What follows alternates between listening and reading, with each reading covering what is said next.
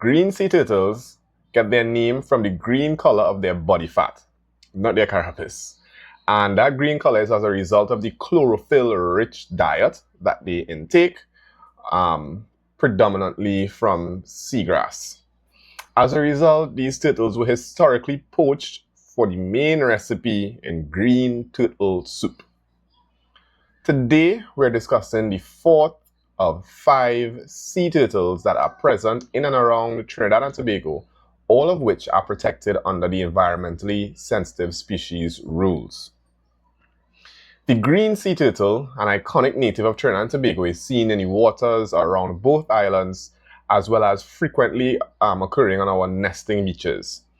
Green turtles are on the larger side of the spectrum, and today we are discussing their IUCN status, their range, their diet, threats, as well as their importance to the ecosystems in which they thrive. Starting off with great news, the IUCN recently reclassified the status of the green sea turtles to least concern, and that's a huge win. But this huge win sums up years and years of conservation effort around the globe, including right here in Trinidad and Tobago and throughout the wider Caribbean region.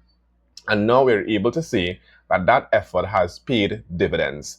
But it doesn't mean that we can stop now. It means that we need to continue doing the work that we have been doing so that we can ensure that it remains this way. Green sea turtles are particularly widespread. They're found throughout the major oceans, Atlantic, Pacific, Indian Ocean. And I like to call the green sea turtles the poster child of sea turtles, because most of the artworks that you see, or most of the animations that you see, when they're talking about sea turtles, it's likely to be a green sea turtle. Remember Crush from Finding Nemo?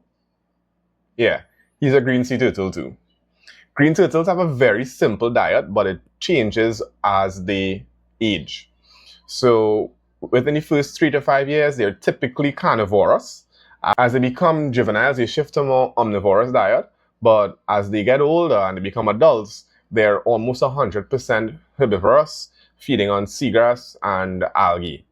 And that feeding is what makes them so important, because feeding on these seagrasses is not just about them feeding on these seagrasses, but they continue to maintain productivity, stability of our coastal ecosystems by ensuring that these seagrasses remain short, oxygenating the environment, continuing to grow, and being a suitable habitat for many juvenile fish.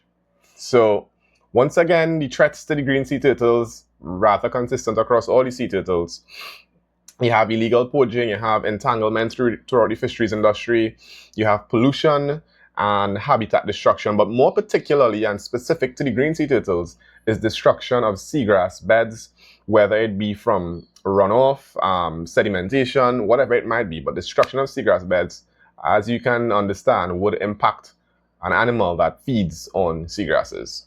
So as a reminder, the green sea turtle is one of 5 sea turtles that are protected under the environmentally sensitive species rules, and it is against the law to have, capture, whether it's meat, whether it's eggs, whatever it might be, these turtles in your possession, and you can be fined and imprisoned.